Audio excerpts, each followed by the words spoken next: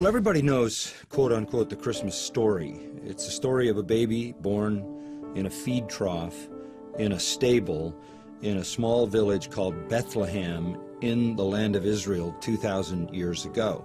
Everybody knows his name is Jesus. Everybody knows, who knows anything about Christian history. His mother is Mary, his father is Joseph. They all know the shepherds showed up, the wise men showed up. Those are the elements of the familiar story. But it's the story behind that story that is the real story.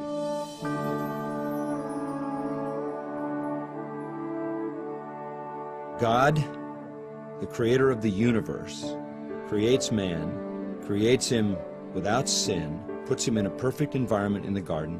Man, meaning Adam and Eve, disobey God, fall into sin, catapult the whole human race into a cursed condition where everyone in the world is a sinner. Therefore, we all are rebels against God. We all are the enemies of God. We all violate the law of God. God is a just God and a holy God and must punish sin.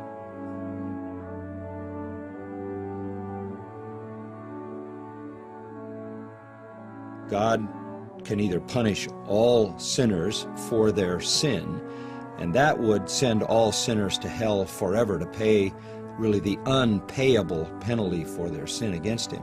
Or God can provide a substitute to bear the punishment for their sin. And God, out of love for sinners, deems that he will send his Son, God the Son, the second member of the Trinity, God the Father, God the Son, and God the Spirit, that the second member of the Trinity will become a man.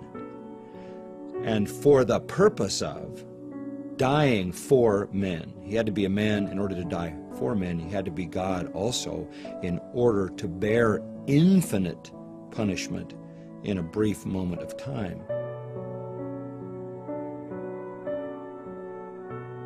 So God comes into the world, takes on the form of a man, lives a sinless life because he is holy God.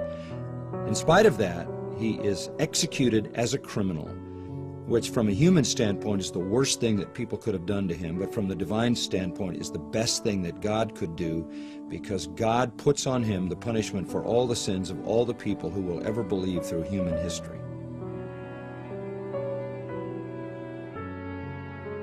God punishes Christ, who bears the total punishment for all who would believe through all of human history, which if each were to bear would take forever and they would never be able to pay it back. That's why hell is forever.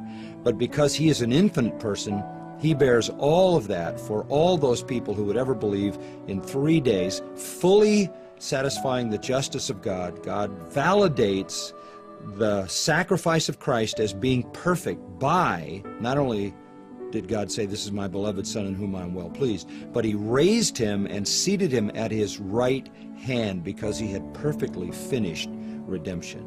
Christ then is at the right hand of God, exalted as Lord over all those who believe, having paid the penalty in full for their sins.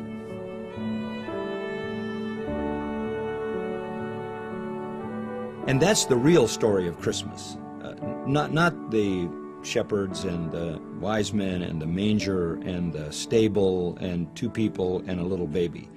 That's on the surface. The real story is the story of a loving God and his divine redemption of sinners.